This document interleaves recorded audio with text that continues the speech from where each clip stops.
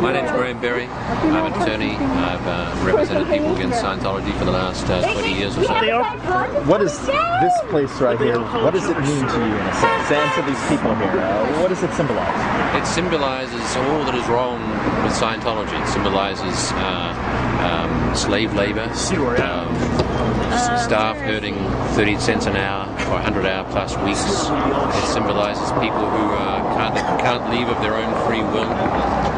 It symbolizes the top echelon of Scientology's management location, where the senior management is making all the worldwide decisions.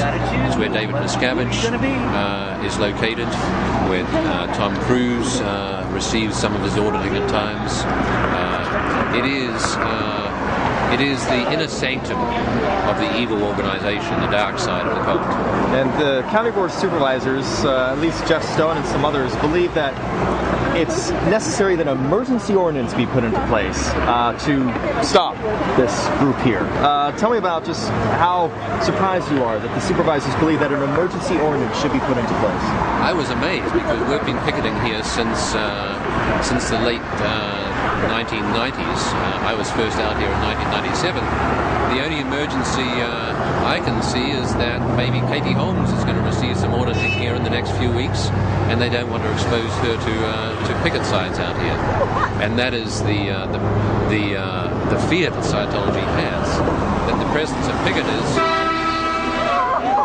will expose their staff members to picketing signs and picketing messages, and that'll cause them to wake up and perhaps try and leave the cult. And that indeed is what happens.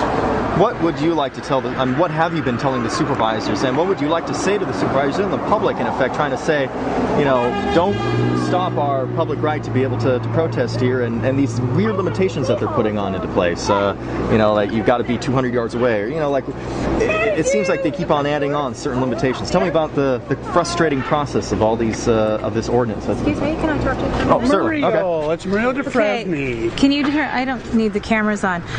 This person has been trying to get a hold of you. His name is Mr. Tommy Davis. He is our international media person. Okay. If you could please call him, that would be appreciated. Okay. Do you have anything to say to the folks out here? No, I don't. Trying to stop the interviews, Mariel? Is that what you always do?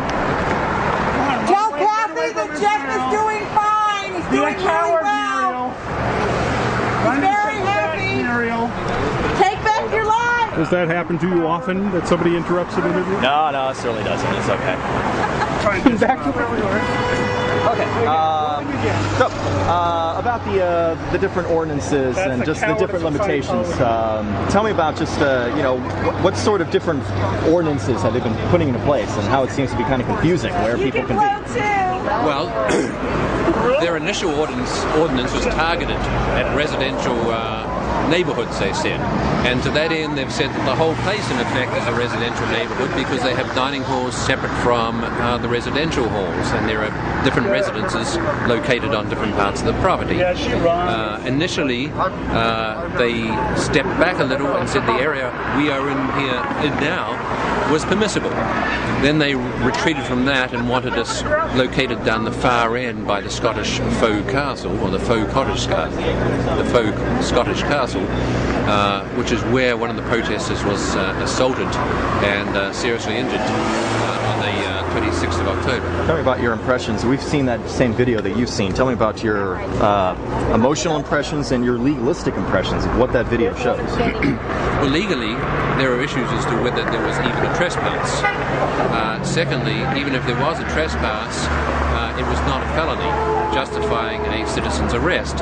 And in the course of that citizen's arrest, there was excessive, unreasonable, perhaps deadly force used that caused serious bodily injury. And since then, we have been seeking, without success, to have charges laid against the Scientology security officers who did that. And we have not had any success with the Riverside Sheriff's Department in having that prosecution commenced. Oh, well, thank you very much.